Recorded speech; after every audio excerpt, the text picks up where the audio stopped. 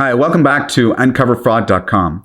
My name is David Malamed, and I am a forensic accountant and fraud investigation expert. Today, I want to talk to you about the penalties that fraudsters receive and if the penalties are enough to reduce or eliminate fraud from occurring.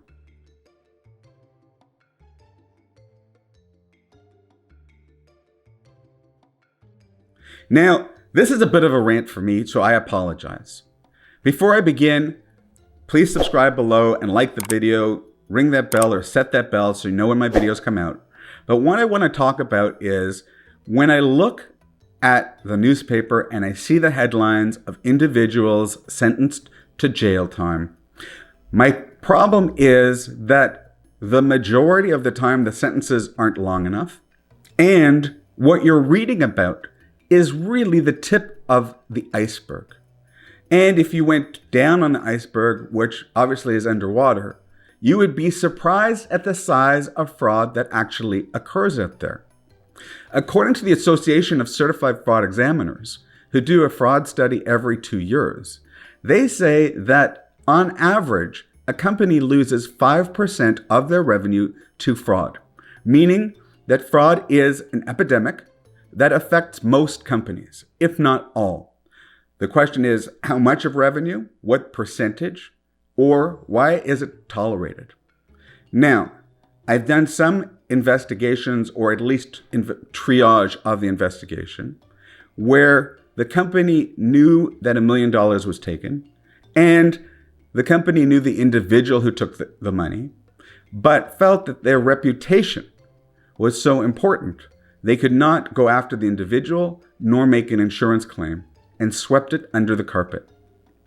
My problem with this is that there are so many fraudsters out there and so much fraud that is being committed that an individual who is contemplating committing fraud may feel and likely feels that there is a high probability that their case will never be caught, and if it is caught, it will not be investigated, and the fear of going to jail is minimal, meaning that there is no restrictions, there is no fear, there is no concern when a fraudster is planning on committing a fraud of the punishment that may be the result of committing the fraud.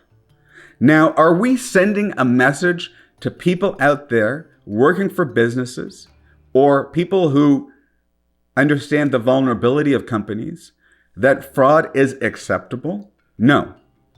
We're highlighting, reality stars like Mo Fane from Love and Hip Hop that went to jail for PPP loan fraud for 17 and a half years. However, we're not hearing about a lot of frauds that are occurring. In fact, we're only hearing about the highlights, the sensationalized ones, the ones where either it is a celebrity or a significantly large company like Nikola or Theranos. But these smaller companies and the non-public companies and the partnerships and the joint ventures out there where I see fraud occurring, it's clear that these individuals were not worried about the backlash of committing fraud. So what can be done? How can we really reduce fraud from occurring? Number one, fraud prevention, knowing what to look for, having the awareness of what fraud looks like. Number two, having a whistleblower program in place.